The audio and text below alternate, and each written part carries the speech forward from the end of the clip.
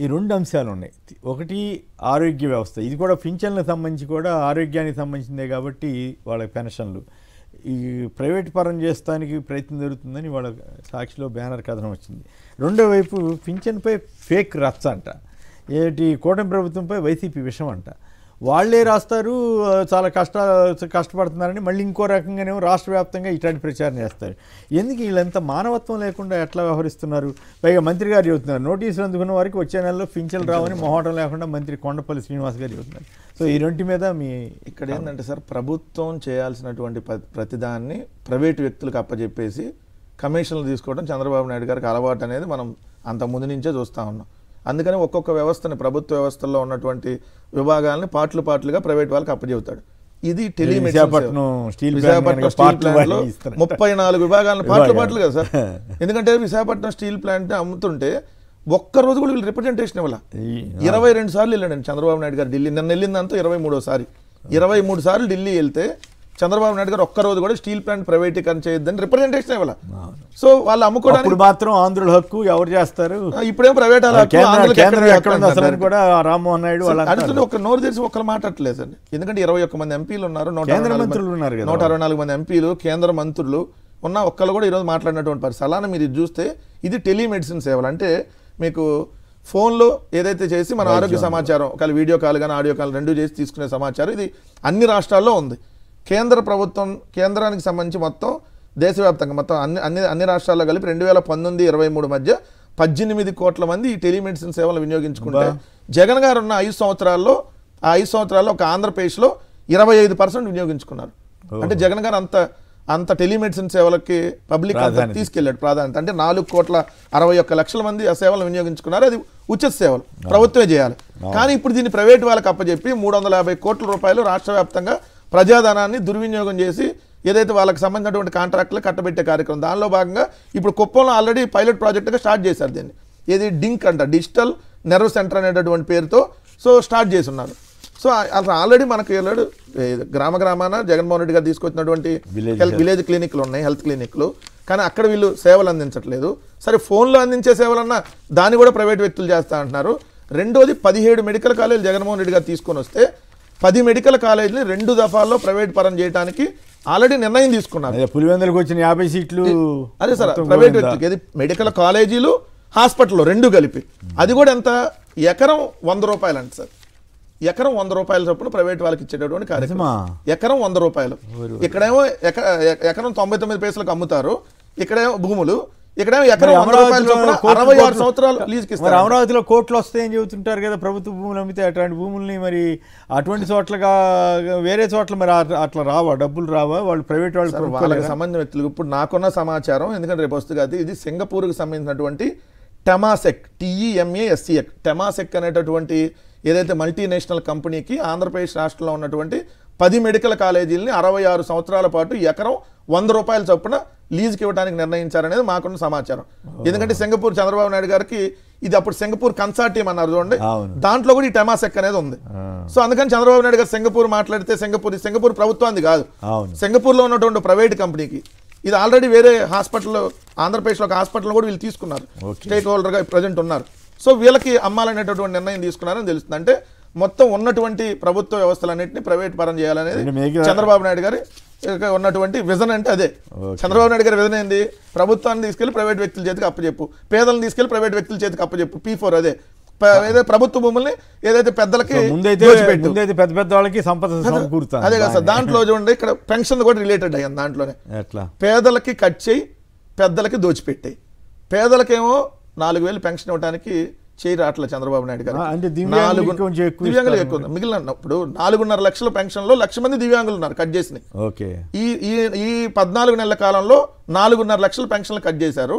పెన్షన్లు కట్ చేసిందంటే 1,00,000 మంది దివ్యాంగుల పెన్షన్లే ఉన్నాయి. ఎందుకంటే సాక్షాత్తు మంత్రి చూడండి, ఎవరు, పార్థసారథి, రాష్ట్రంలో 7.86 లక్షల దివ్యాంగ పెన్షన్లు పొందుతుంటే 5.10 లక్షల మందికి సదరం ధృవపత్రాలను మరోమారు పరిశీలన నోటీస్ ఇచ్చాం. ఇప్పటి వరకు 4.5 లక్షల పత్రాలు పరిశీలిస్తే 1,00,000 మంది అనర్హులను గుర్తించారంట. సార్ 1,00,000 మంది అనర్హులు ఎట్లా? ఏదో ఒకళ్ళిద్దరు అనర్హుతుంటే దాన్ని తీసేయండి, ఎవరు కాదన్నారు. 1,00,000 మంది ఉంటారా సార్ అనర్హులు? ఎంత దారుణం! వాళ్ళు ఏం రాస్తారు సార్, మేము ఫేక్ ప్రచారాలు చేస్తున్నావా? ఆంధ్రజ్యోతి రాస్తే ఫేక్ ప్రచారాలు. ఎవరిది ఫేక్ ప్రచారం? ఇది ఫేక్ ప్రచారమా, ఇది ఫేక్ ప్రచారమా చెప్పండి. క్లబ్ చేసి ఇది మెయిన్ పేపర్ సార్. ఈ మెయిన్ పేపర్ ఈ రోజు పింఛన్పై ఫేక్ రచ్చ అని చెప్పి ఆంధ్రజ్యోతి పెట్టింది కదా.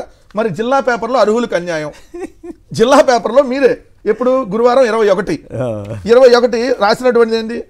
అర్హులకు అన్యాయం, వికలత్వం ఉన్న పెన్షన్ నిలుపుదల, వికలాంగుల్లో నోటీసులు భయం, జిల్లాలో 4080 మందికి నోటీసులు ఒక్క అన్నమయ్య జిల్లాలో. వాళ్ళు రాసింది చూడండి సార్, 2004 నుంచి ఏదైతే పెన్షన్ పొందుతామో ఇప్పుడు అనర్హులను పెట్టారు 2004. మరి మధ్యలో 2014లో చంద్రబాబు నాయుడు గారు ముఖ్యమంత్రిగా అప్పుడు కూడా పెన్షన్ ఇచ్చారు. మళ్ళీ ఇప్పుడు అనర్హులను తీశారు. ఎందుకు? పెన్షన్ పెంచారు కాబట్టి డబ్బులు, సో కట్ చేయాలి సార్, అది మీ టార్గెట్. ఇక్కడ చూడండి సార్, ఇది ఇతడికి పుట్టుక నుంచే పోలియో అయినా ఇప్పుడు పెన్షన్ ఆపేశారు. చంద్రశేఖర్ అంట పుట్టుక మరి ఎవరో ఒక అతను చెయ్యి డ్రామా ఆడాడని చెప్పి దాన్ని అసలు అతనికి పెన్షన్ లేదు సార్. పెన్షన్ లేనప్పుడు అతను ఏమి ఆడుకుంటే ఎవరైనా అట్లాంటి చేస్తే వాళ్ళ మీద తీసుకుంటే ఎవరు వద్దన్నారు. సో అట్లాంటిది దాన్ని బ్యానర్ చేయాలి, దాన్ని బ్యానర్ చేసి ఫేక్ అంటే దాన్ని వైసీపీకి పొలవటమైంది. ఇది చిత్తూరు జిల్లా సార్, చంద్రబాబు నాయుడు గారి జిల్లా.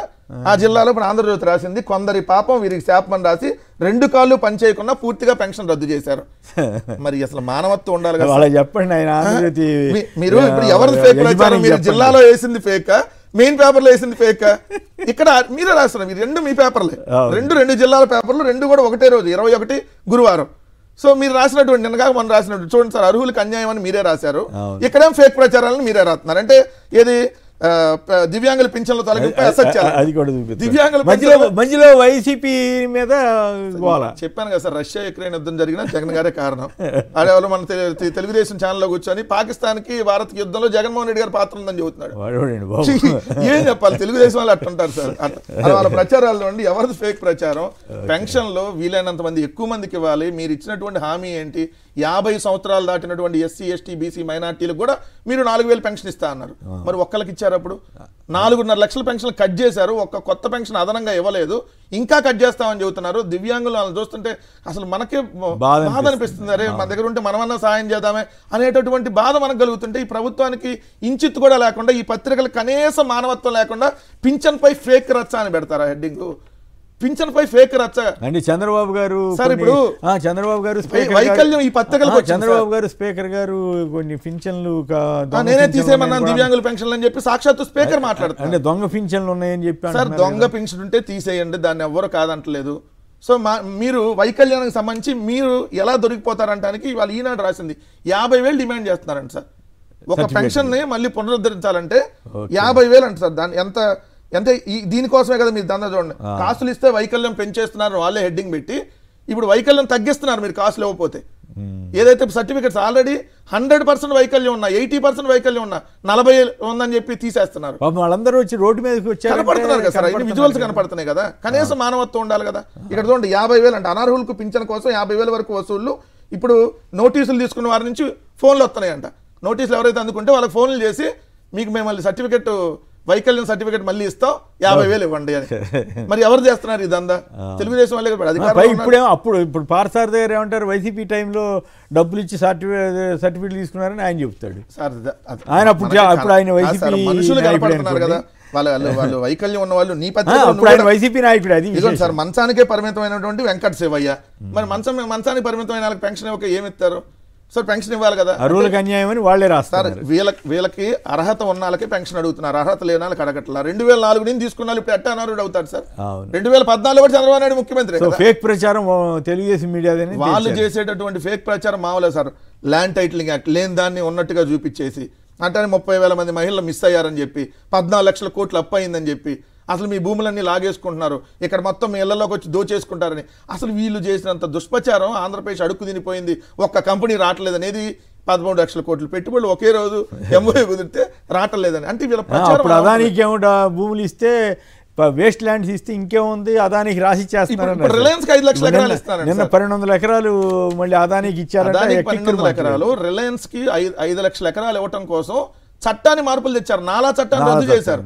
ఎప్పుడు 2006లో రాజశేఖర రెడ్డి గారు తీసుకొచ్చిన నాలా చట్టాన్ని ఉమ్మడి ఆంధ్రప్రదేశ్ లో రద్దు చేసి ఇష్టం వచ్చినట్టుగా రిలయన్స్ కి వ్యవసాయ భూములన్నీ దారాదత్తం చేసేటటువంటి కార్యక్రమానికి శ్రీకారం చుట్టారనేది క్లియర్ గా అర్థం అవుతుంది కదా. ప్రమాదకరమే సార్. ఇప్పుడు మన రాష్ట్రం ఏంది? వ్యవసాయ ఆధారిత రాష్ట్రం. ఇప్పటికే నువ్వు 1,00,000 ఎకరాలని సాగులోంచి తీసేసావు. రాజధాని పేరు చెప్పి 1,00,000 ఎకరాలని బీడు భూములుగా మార్చావు. ఇంకా ఇప్పుడు ఇంకో లక్షలాది ఎకరాలని నిన్న ఈనాడులో రాశారు 35% ఇంకా సాగులోకి లేదంట ఈ సంవత్సరం.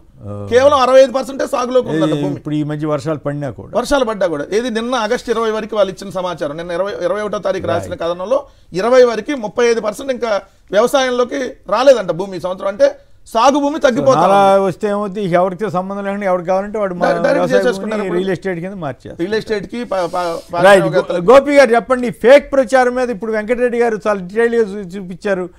జిల్లా పేపర్లో ఒక రకంగా, స్టేట్ పేపర్లో ఒక రకంగా రాస్తున్నారని. నిజంగా ఫేక్ ప్రచారం చేస్తున్నది ఎవరు? ఎల్లో మీడియానా, లేదా వైసీపీయా, లేదా ఇంకో పత్రిక మీరేమంటారు? సరే, ఈ వికలాంగులకి పెన్షన్ రద్దు చేయడం అనేది చాలా దురదృష్టకరం అండి. అది ఎవరు కూడా సమర్థించరు. వికలాంగులు రోడ్ల మీదకి వచ్చి ఆందోళన చేస్తున్నారు చాలా చోట్ల రాష్ట్ర వ్యాప్తంగా. అంటే జగన్ ఉన్నప్పుడు దాదాపుగా 66 లక్షల పెన్షన్లు ఇచ్చేవాళ్ళు. ఇప్పుడు దాన్ని వీళ్ళు 63 లక్షలకో చిల్లర తీసుకొచ్చారు. అంటే చాలా వరకు కట్ చేశారు. అందులో మరి వికలాంగులు దీనికి వాళ్ళ పైకి ప్రభుత్వం వెళ్ళడం అనేది చాలా దురదృష్టకరం.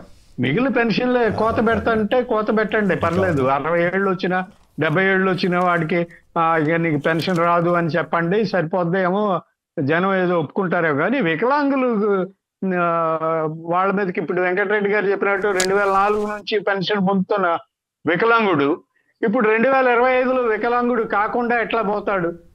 ఇది చాలా దురదృష్టకరం. ఎందుకు ఆ పని చేస్తుందో నాకైతే అర్థం కావడం లేదు. కానీ పార్థసారథి గారు చెప్పింది కూడా, వికలాంగుల పెన్షన్లోనే ఎందుకు నకిలీ ఉన్నాయి, మిగిలిన పెన్షన్లో లేవా?